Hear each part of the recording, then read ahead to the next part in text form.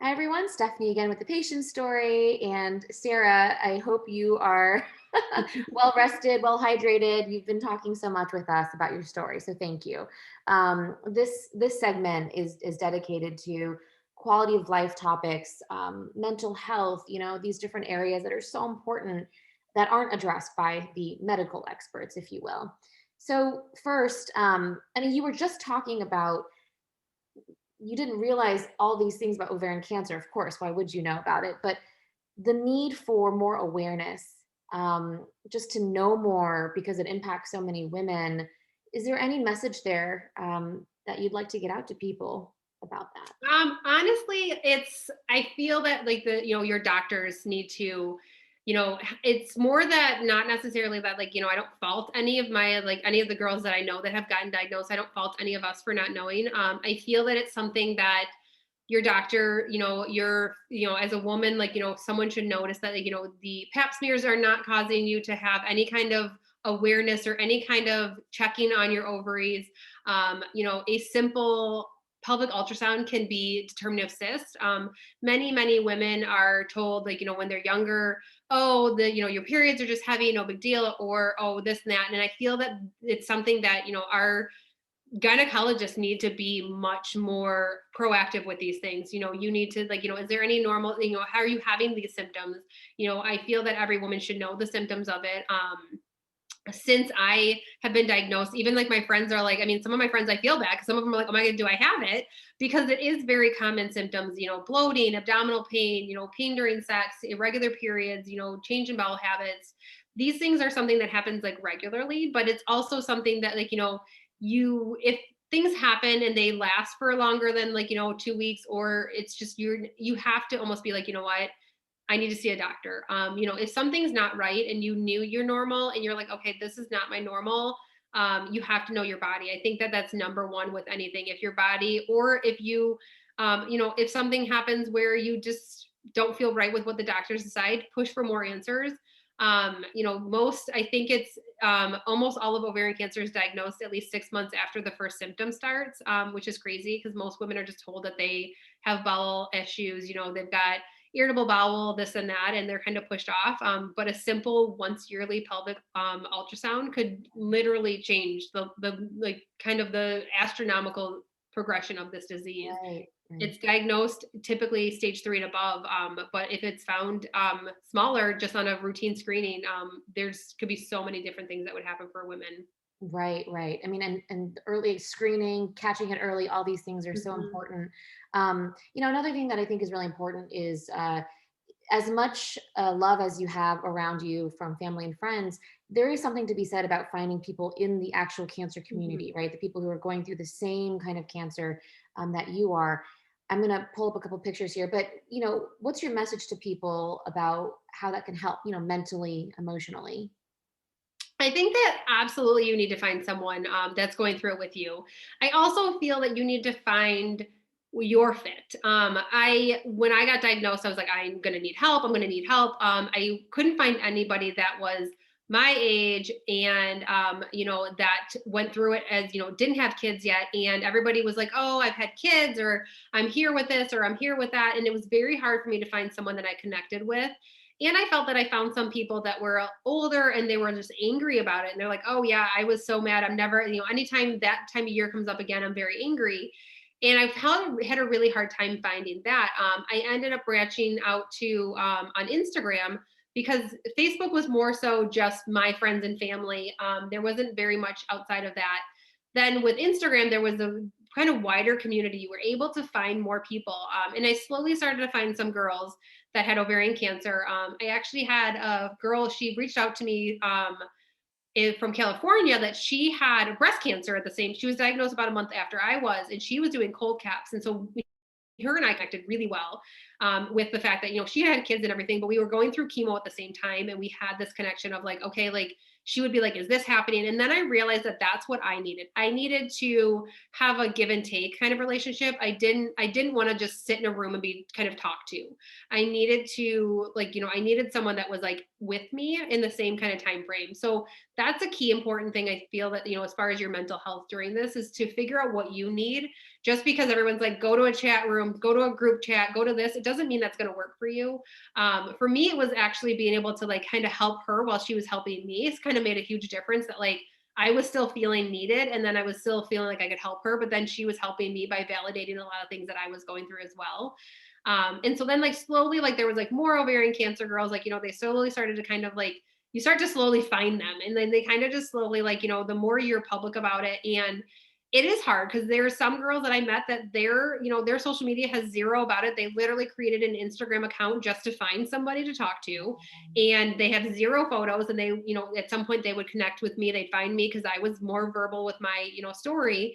And then they would be like asking questions. And it's to me, it's sad. Like, these women are scared to ask questions. There's my poor doctor, I'm like, okay, sexual health, let's talk about that. And he's like, I'm kind of like, it is one of those things that I'm not afraid to talk about things with, someone or my doctor, kind of scenario. So like I met a lot of great women on Instagram. I've done a lot of Zoom calls with different kind of groups. Me and quite a few girls, we've kind of formed this Instagram kind of community right now that we meet once every 3 to 4 weeks, and we pick different topics, whether it's and then we'll post different conversations about like chemo trips or tips kind of thing. Like, what do you use for chemo? Like, what do you do for anxiety when scans come up? What do you recommend someone take to the hospital? I mean, number one, everybody's like, get a 7-foot cord for your charger, which no one even thought about it. And then the fact is, I'm like, that is the best thing ever. Like, you need a 10-foot cord to plug your phone in so that you can sit in your hospital bed and use your phone. So it's a community that like, and there's certain things that I'm like, I so wish I had this. I'm so glad that I'm part of this, but I so wish I had it when I had gotten diagnosed, because I felt so very alone. And nobody, I mean, I was 34 years old and I'm going through medical menopause.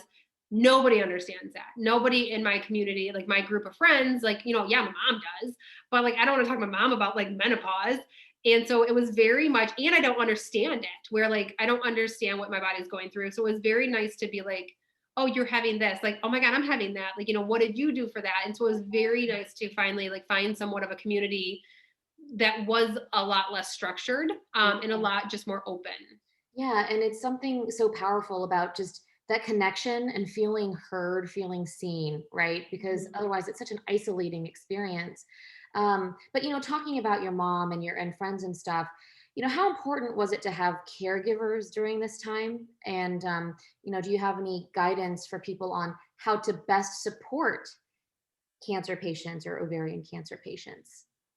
So I feel that like even it's you got to read your audience. For number one, my mom was there. She was diagnosed with breast cancer when she was 34 or 33. I'm sorry.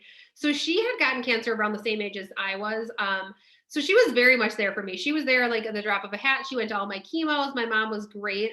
We did have somewhat of issues here and there because she was having a hard time dealing with it. So I do feel that to a certain extent, some caregivers are dealing with it themselves and they have a hard time, where my mom would try to lean on me, like we always did. And there's many times that we would get an argument, like I'd be like, where I'm like, I'm sorry that my cancer made you sad. And like, or else she would bring up things that kind of where, I mean, I cried all the time. I'm pretty sure that everyone that gets diagnosed with cancer just cries the whole year, first year they're diagnosed. If you don't, then I'm proud of you. But I cried the whole first year. And there would be times that I wasn't crying and my mom would be like, yeah, remember this part? And I'm like, okay, like now I'm crying again. Like, so there was a lot of, I had my mom there for me very much so, but then I was a lot where I had to be like, okay, I have to set the boundary where I'm like, okay, like, don't bring it up unless I bring it up. I need to bring it up there.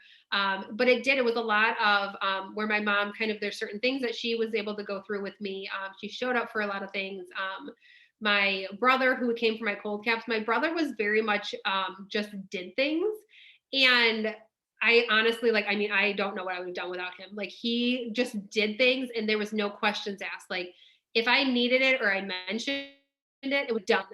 In the hospital, I was like, whatever, sitting there, and I would get hot and this and that. He showed up with a fan the next day.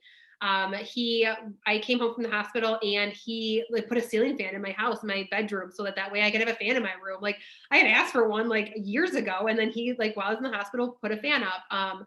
after my big surgery, he came every single day. His boss was amazing. His boss was like, you don't come here. His boss told him, you do not come to work on Thursdays. You go to your sister's chemo. So he was there like for every bit of it. He learned my injections. And it was very much that like, he was never like pushy. Like he was very much, and like that's where I feel like certain things. Like my mom was a doer, and she wanted to help, but she didn't know exactly how to help. And my brother was much more someone that just did it and didn't ask for it. So I feel that one of my biggest advices. I mean, I had one of my best friends that developed my GoFundMe for me at the time.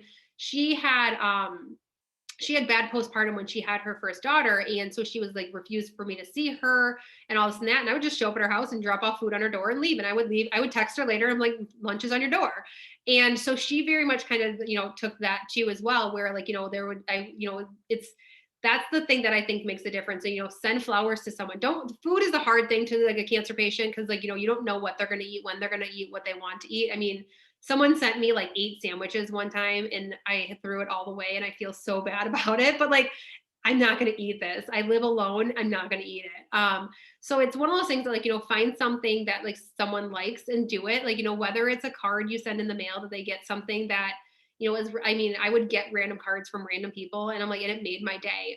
Where it's more so that, and then also trying to do things that aren't chemo or cancer related. One of the nurses that I met in the hospital became good friends with her. And she texted me on one of the Fridays. She's like, I'm off work today. She's like, do you want to go like walk around Detroit and, go to this Kanye West concert? And I was like, okay. And like, I still feel fine. And so we went to this thing and it was like totally random, but it was like, it was weird for me because I sat there being like, oh my gosh, I have cancer. No one knows. But it also was something that was very much that it wasn't cancer related. So it was very nice to have people that still treated me as a whole and didn't treat me as, as cancer. And even though it was 1,000% on my mind all day long, it was nice to have like those moments where it was like, okay, these are, these things. So I do feel that, you have to ask for help, but you also have to tell people no. Like, there was days that like I literally did not leave my bed for 24 hours and my family would be like, why didn't you tell me? We would have came over. I'm like, no, I needed to not. Like, you're gonna stare at me. Like, I don't need you to stare at me. Right, right. So it's very much of kind of knowing yourself and knowing what you need as far as, do you need someone there? Are you someone that needs somebody there, whether they're doing anything or not? Or are you someone that needs to be alone? And kind of being able to voice that where like, okay, like don't show up or do show up, or like, you kind of have to have like your core group and be able to say like, I need you now. I don't need you now. I want you to come here now. I don't want you to. It's just a lot about kind of knowing yourself and being self-aware. And being vocal about it, being Mhm. okay, being vocal about it. No, that's great. I'm so glad you brought that up. 2 quick questions for me, and then I'm good. The first is you've talked about new normal and not wanting certain things to be a new normal, but it's survivorship, right? It's there was this plan of action, and then all of a sudden, you're still in the clinical trial, but people know that you're done with the main part of treatment. Just how has life been? Any advice for people on making that shift, if you will? Okay. Yeah. So it's hard because COVID happened. So I feel that so finishing chemo, it was not until about 3 months after chemo ended did I actually end up being able to be like, okay, this is something that I'm getting more of a normalness back, or some control, I should say, back. Whereas I was able to like, I'm not only going to the doctors once a month. I certain things came back. So I just kind of started more being like, okay, like just seeing how I feel that day and being okay with that and stop fighting a lot of it. I met my amazing boyfriend about 3 months after I finished chemo. And as much as he tries to understand it, like he doesn't understand it to a certain extent, but he is very much like super, super supportive. Bless him for being like, getting all of this dumped on him and then being like, straight up wearing teal all day long and buying the hoodies with my name on it and whatever. He's like, I'm in for it. But it's one of he has helped significantly with the kind of transition. And I do feel that that's something that, I would not be where I'm at had I not met him at the time that I did. Cause there was many times that he doesn't know the cancer me as much. He knows me now. So he doesn't know like the really, really sick me. So we're able to do things that don't relate to cancer. And I think that that's a huge thing with moving forward and past the chemo time frame is do things that are not chemo or cancer related. Like, if you like to work out, do that. If you like to go for hikes, do that. It's more that it kind of helps you kind of that cancer's not you. Like you are, I remember I told the psychologist in the hospital that like I didn't want to hate my life moving forward. I didn't want to lose my positive outlook.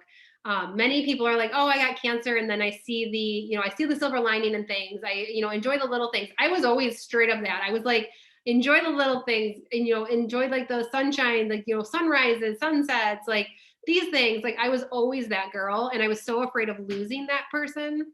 And I feel that like, I have worked extremely hard to kind of maintain that person where I did have a harder time with myself with when I felt weak, I'd be like, why am I feeling so weak? I need to be stronger. I need to do better. I need to be this.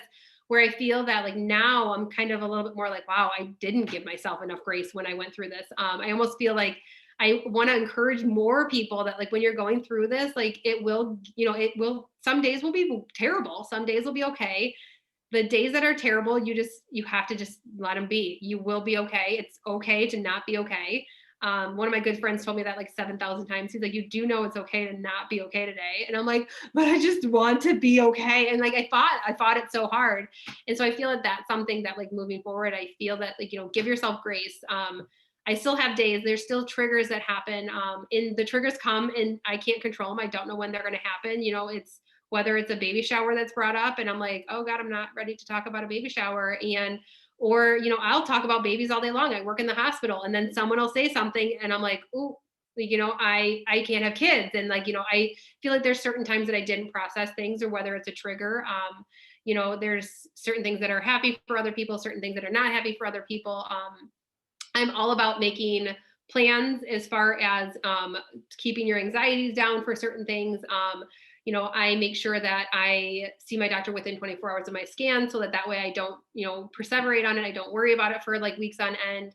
I make sure that, every time that I do have a scan, I have a plan for that night after I get my results with somebody, whether it's the same person or not. I need to have dinner plans that Thursday night so that way, if I get bad news, I have someone to be there with me. If I get good news, we can celebrate. And it's just what I do for me kind of thing where some people have kind of been like a little like their lives have gotten busy again and they where they've done certain things where for me I'm like okay like I'm still very much in it where it's kind of like I slowly have certain things where they cancer is probably 98% of my day. It's not 110% anymore, but it still is something that's part of my day. But it's more so like I now feel that it's part of my day kind of trying to be supportive to others and to show others like like just even mental health wise, like, you have to kind of just move forward and be okay with where you're at, and just, if you need help, you need help. If you don't need help, kind of just let that day go kind of Right. thing. No, I think that's said so beautifully because, feel the feelings. It's okay to give yourself that space and that grace. Don't stay there, don't stay there. But, and my last question is, and you've been so open about everything. And I know you talked about the fertility, right? And about how you'd always wanted children. And that's why in the beginning with the treatment decisions, you said, look, let's just take the cyst out. I don't want to talk about hysterectomy or debulking or all this stuff. How did you process, because this was taken, this was like, it was not a choice. Right. And I know you're all about control. And I think a lot of people are going to feel the same way, whether it's ovarian cancer or something else. So Right. what is that message for people on, whatever it is to process, deal with it, heal, move forward? I honestly, I can say that I have not processed and dealt with it. I don't think that I ever will.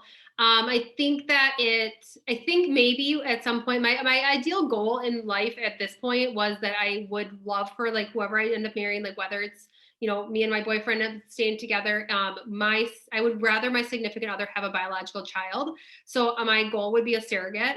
Obviously my goal was my own child, so that's not going to happen. But so it is one of those things that, like, in my head, I have that's my plan. My plan is my husband would get a surrogate. If that doesn't happen, we would kind of work on adoption. I do want to be a mom. And I think that, I've kind of tried to keep pushing myself to like, in the beginning, like, no, this was a topic that would not be talked about without me sobbing my eyes out. I would not be able to have this conversation. Not that I'm better with it, but I'm more like, I can't control that. Like, I can't control, I like, especially even with like my boyfriend, I had to have the conversation early on that like, I can't have kids. And to tell another, he's, younger than me, to tell him, you can't have kids with me, this isn't going to work, was a very big step. That's something that like, I had to basically like, once I kind of started getting to know him, I told him, I said, we need to have a talk. I need to tell you some things. And we did. We sat down, we talked about it, explained it to him. I kind of given out. I said, you can stop dating me. I don't have a choice in the matter here. This is my reality. You have a choice. And thankfully he did not leave me for that. And it is something that, say 10 years from now, I'm doing very well. Everything's still stable. Still no evidence of disease. And we had a surrogate and we have a baby. I feel that it's one of those things that at that time, maybe I'll have a different perspective on things where it's like, okay, it doesn't matter how you got that baby, how that baby became yours, and that you're his mother, her mother. It's, that's what, the ultimate goal is. It's kind of like, I feel that, some of the things that I kind of went forward with certain things is I kind of take the cancer out of that part of it, which is hard too, because I want to live forever as long as I can. So that's where like the cancer kind of comes back in. It's like, well, what if you comes back and then you get really sick? As far as fertility, I'm like, there's people that they try fertility treatments for years on end and never get pregnant. So that's kind of what I approach with my boyfriend as well, where I'm like, you just kind of know that I'm not fertile from the get go. Like, we don't have to do thousands of dollars of IVF treatments to try to have a baby. We just can't. So it kind of that helped me a little bit to be like, okay, I don't have a choice. This is my reality. Obviously in the beginning it was, I was told fertility versus survival kind of situation. They basically told me, you can keep your other ovary, but you will not probably be alive long enough to, raise that child. So that kind of was like, okay, like I don't have a choice. And it's, at the time I feel that like, saying it now, I'm like, oh my God, that's kind of mean. But I think that I needed to have it that kind of firm to be like, okay, you're making the right choices when you made the right choices. Well, I have to say that your message here, along with everything else that you've talked about in your experience, has really been one of resilience, and I think it's like, it just really shows how, when faced with certain things, I mean, you just, you figure it out, and you have, and sometimes I know it's frustrating because, people are like, well, it just takes time to get to a certain point. And it's like, I don't have I don't want to deal with it. But Exactly. the fact that, you share your story, I think is so powerful, because I think that'll help so many people. I can't tell you how many conversations I've had with, women going through the same thing. And I think the biggest part of it is, finding that connection, like you had talked about earlier, right? And so, Right. we'll make sure to plug your social media so that people can find you, because I know you and your, friends in that community hold conversations, which I think will be very Mhm. helpful for people. So Sarah, thank you from the bottom of my heart for Thank spending so much you. time sharing your story. And we'd love to keep in touch and Yeah, see how it goes with the clinical trial and everything else. absolutely. Absolutely. Thank you. So, everyone, you'll be able to find Sarah's full story at thepatientstory.com, where we give human answers to your cancer questions.